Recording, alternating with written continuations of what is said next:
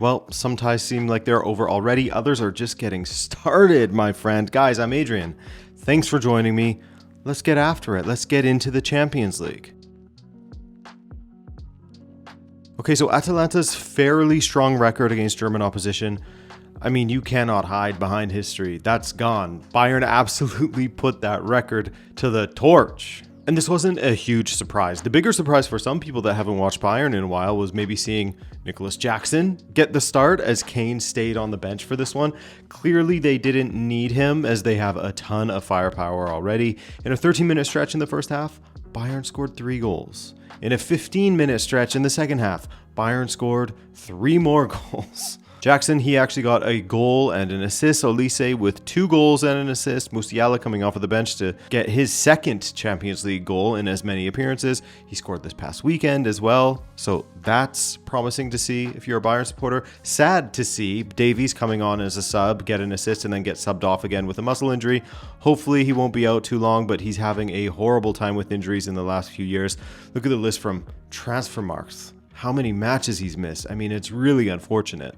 Bayern winning was always the expected result, and I really thought they would win in both legs, but I wasn't sure if Atalanta would be able to pull off some kind of magic in the first leg at home to keep the score respectable. But it's all set up for an easy second leg where Bayern can afford to rest some players now, and this, while not against the best opposition, was still a bit of a statement. That is a huge scoreline. They showed that ruthlessness that is often associated with Bayern Munich, that they have the players to absolutely pick apart their opposition with one of the best, maybe even in this moment, the best attack in Europe.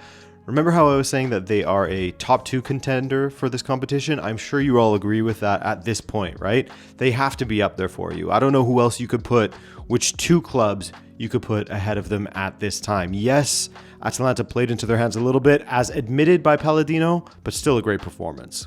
So again, props to Kompany for how he has this team operating. I still think there's room to exploit their defense just a little bit, but they can absolutely beat you if you want to go goal for goal against them. Well, will Spurs pull off the fabled 3-manager season here? Were things so bad with Ange Postecoglou? Well, yes, they were. We can't do some revisionism. They only had 5 more points at this point last season in the Premier League, so marginally better with an injury nightmare once again. But this match against Atletico, sure, they scored a couple of goals, granted against a team that is pretty charitable to everybody when it comes to letting them score, but still, a couple of goals didn't change the fact that they were 4-0 down after 22 minutes, the second fastest time that a team has been down by 4 goals in the Champions League. Now, Kinski, I feel for him as Tudor opted to start him. He admittedly put in an absolute disaster class of a performance and was subbed off after 16 minutes when Spurs were 3-0 down. He slipped on his ass, which is like I don't know that you can really blame someone for that, if you know what I mean. Like, it's more unfortunate than it is a mistake, even though it's technically classified as a mistake statistically, and he is ultimately to blame there. Clearly, they were not used to the pitch, as Van de Ven also slipped for Atleti's second goal, but the mistake from Kinski for Atletico's third goal, yeah, that is a true mistake. Swing and an almost missed, kicked the ball into his own ankle. Bad luck. And the easiest goal of Julian Alvarez's career. Now, Koke and Griezmann have spoken about how their pitch is pretty crap at the Metropolitano, and it was an obstacle for them earlier in the season, and those mistakes could be down to the pitch. As Griezmann said, quote, "Our pitch worked in our favor. We're used to it, but our opponents aren't. We tried to hurt them right from the start, and that's what we did. Kinski, I think it's a shame. If the coach, today's coach or another, starts with this goalkeeper, you have to see it through to the end. Mentally, it must be very hard for the goalkeeper. It wasn't the best solution." So yeah, you got to feel for Kinski. Big unfortunate times. It was sort of like Karius in the Champions League final, 2 big mistakes. So 3 absolutely gifted goals from Spurs, and the 4th was a bit of a gift from the ref, maybe. Julian Alvarez with a massive dive that led to a free kick. That ultimately gave Atletico their 4th goal. Alvarez runs from the half for the 5th, but in between you had some moments from Spurs hitting the post, troubling Oblak. Porro in the first half scored, Solanke in the second half from a mistake from Oblak actually, so 5-2 the final score there. Now, This would seem completely hopeless if it wasn't Atletico Madrid, right? Who have proven over and over that they will give up goals this season. They cannot defend. But even so, to beat Atleti by 3 goals in the second leg, when Spurs themselves can't defend at all, goals, goals, goals. I mean, you can't trust either team to keep the ball out of the net, but I'm still backing Atletico to hang on here. So brave of me after the lead they have, right? Newcastle United can be very, very proud, if not a bit frustrated with how things ended in their match against FC Barcelona. Newcastle were absolutely the better team in this match and were guilty of not finishing off their chances and generally getting things wrong in the final third, while Barcelona, despite being on cruise control, escaped with everything on even ground for the second leg back home at the Camp Nou. One thing that Newcastle United can absolutely be angry with was how Lamine Yamal wasn't given a second yellow for his cynical shirt pull, which was the second time he had done something like that in this match. Had he been carded there, he would have been out for that second leg, which makes a huge difference. But he was the guy who ultimately put that penalty away at the very end, which was absolutely a penalty. But yeah, with Yamal in the lineup playing at home, Barcelona can play much, much, much better, meaning that Newcastle will have to replicate this performance and then some in the second leg, which you've got to wonder if they will be able to pull that off going away to Barcelona. I think they'll still be aggressive. Can they still defend though? I don't know. But they'll be encouraged by the fact that Barcelona have been in a bit of a rut in the last couple of games, this one included, when it comes to their attack, which hasn't been firing, hasn't really been gelling together for 2 matches running now. Not an emergency, but away to Athletic Club, they had just 7 shots. Against Newcastle, they had 9. That's low for them, being in single digits. And you can say that it was because they were away or what have you, but they need to be much, much better in this second leg when it comes to chance generation. Closer to the form when they recently played against Atleti in the Copa del Rey and won 3-0 on that night. All to play for.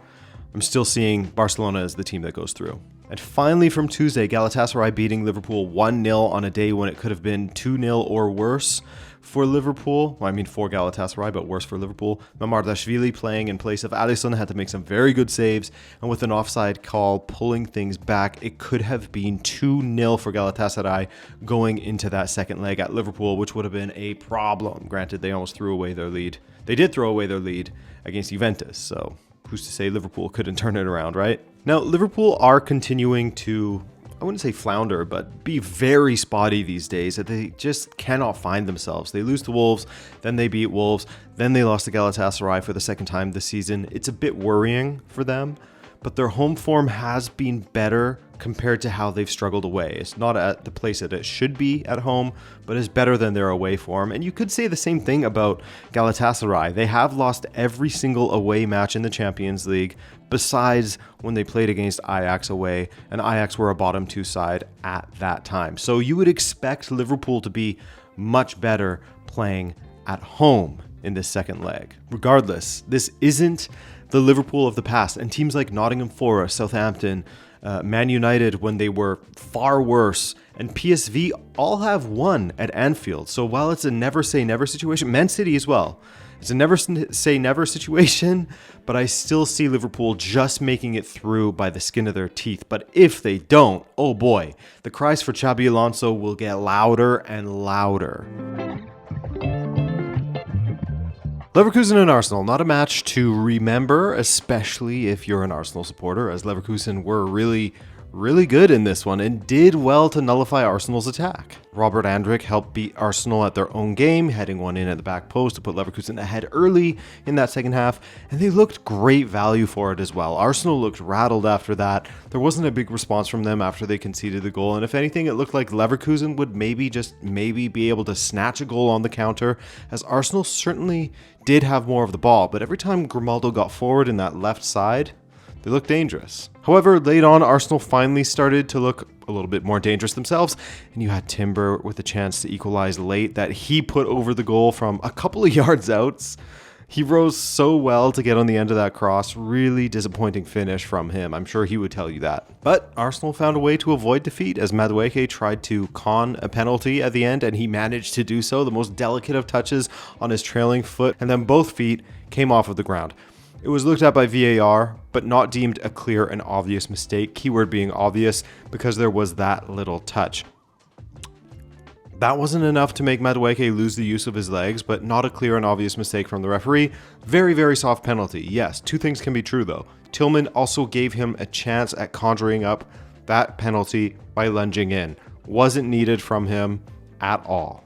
From the spot, the Leverkusen Academy boy Kai Havertz just snuck it under the glove of Giannis Blažević. So Arsenal get that 1-1 draw from a match that I was even seeing Arsenal supporters say how poor they were. But I guess, you got to be lucky to be good, or be good to be lucky, whatever it is, or both. A rematch of the final of the greatest club tournament of all time, the Club World Cup. All hail Lord Gianni. Now, but Chelsea away to Paris, PSG, I should say, in Paris, was a great match for any neutral, or I guess PSG supporters also, as they smacked up Chelsea 5-2 in this one, in another match where you were constantly yelling, what's the keeper doing? Jorgensen was playing with his food constantly and getting caught up. He was to blame indisputably for at least one goal. It was weird, man. Two London clubs, Spurs being the other, making strange goalkeeper decisions, and those goalkeepers making even stranger decisions on the pitch. But it's not like Safonov was good at the other end either. That first goal he let in from Malo Gusto was looking pretty poor. Definitely could have done better with that one. And we've been saying this many times for PSG this season. Ever since they got rid of Donnarumma, that was looking like a genius move. But anyway, are PSG starting to find more form now? They looked more like the team from last season who were irresistible in the attack, who could tear apart any backline and absolutely killed you for any mistake you may have made, which is exactly what they did against Chelsea. You saw it all, punishing Chelsea for their mistake at the back, as well as moments of individual brilliance from Barcola, shout out João Neves, for that cushioned header down into his path. And of course, the substitute Kvicha Kvaratskhelia, stunning first goal from him. We saw it all. Counterattacks, everything. His second goal, Kvaratskhelia, was a typical counterattack from PSG that you've seen before. Ball progressed down the right, Hakimi squaring to the middle, and Kvaratskhelia slightly mishitting it, but getting enough on it to beat Jorgensen.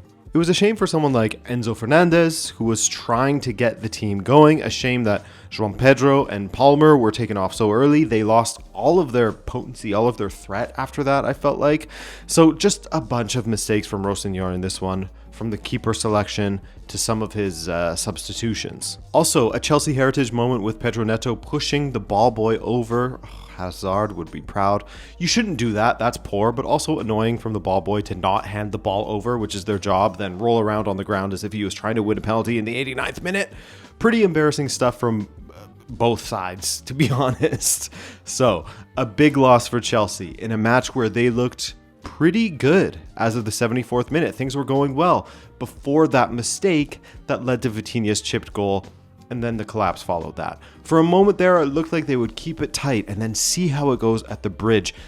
We'll see how it goes, of course, but they really threw this first leg away. Oh my word, this Real Madrid, who is looking pedestrian at times domestically, has really showed up again in the Champions League knockout rounds, and Man City got absolutely blasted away by them in a match that could have been 4-0 if not for Donnarumma's save on Vinicius from the penalty spot. But before all that, Fede Valverde looked like he had the spirit of an injured Mbappe flowing through him, the spirit of R9 flowing through him, as many are saying. And I get that with how he scored. The first goal from Real Madrid, incredible ball from Courtois, fantastic touch from Valverde, then a poke past Donnarumma, and a tight angle finish. I mean, come on, man. Then his second goal, a perfect weak-footed volley after Vinicius attempted through ball, was helped greatly by Ruben Dias. And finally, the best of all is he took Marc Guéhi completely out of the play, sent him for a hot dog with that deft little touch, and then slid it past Donnarumma. Fede Valverde and Thibaut Courtois, two of the most important players for Real Madrid in the last few years. In fact, I think Courtois has been their most important player overall, pretty much since his arrival. That save he made on, I believe it was O'Reilly, that kick save to send the ball over the bar. This was a 3-0 win for Real Madrid, where, like in pretty much every match, Courtois had to earn his pay, and he earned his clean sheet and more. Now, from City's side, the disappointing thing is how poor their attack looked on the night. My God, I gotta say, Benfica Call me biased, but Benfica looked way more dangerous than this City side did at the Bernabeu, and I think Real Madrid supporters would tell you that as well. There weren't many moments of City dominating and generating opportunities to score. Meanwhile, Real Madrid made City's backline look very, very ordinary. Once again, City, you can't trust them right now. They are very Dr. Jekyll and Mr. Hyde, but mostly the bad one. I believe it's Mr. Hyde. I don't know. Didn't expect such a comfortable win for Real Madrid. Helped greatly from Valverde having an unbelievable night, one of his best performances. But Real thoroughly deserved that win. Not looking like the City side could turn this around, but hey, by the way, English clubs getting trashed this week. 6 matches played, 0 wins, 1 draw, 5 losses, and that draw was handed to them. The Arsenal match. Could have been 6 losses from 6. Crazy, man. I should have just bought in on Bodø. I was saying all of the things, all of the warnings. I was talking about how, this is the team that's going to be the one that we think will fall at every single round, and we'll say this has got to be it for them, and then they'll just keep proving us wrong. And yes, that's exactly what they're doing so far in this tie. I mean, they're going to win the Champions League. Once again, tight defense, limiting Sporting to an XG of just 0.51, so it wasn't a keeper standing on his head. Once again, a ruthless attack that takes full advantage of the chances they create. I mean, 3 goals from 10 attempts is fantastic work from Bodø. 1 from the spot after half an hour, 1 in first half stoppage time, and another midway through the second half, more or less. Sporting is a strong side, yes, but can they beat Bodø by 3 goals or more? I don't know about that. Not a question of Sporting's quality, really, but of Bodø's quality being at such a high level that it's difficult to see them throwing this 3-0 lead away. Once again, we could see them marching on in this competition. Like I said, they're going to win it. Okay, everyone, that will do it for this week. As always, massive pleasure to have you here for the ride as we navigate this Champions League season together once again. I love you all, and I'll see you next week. Later.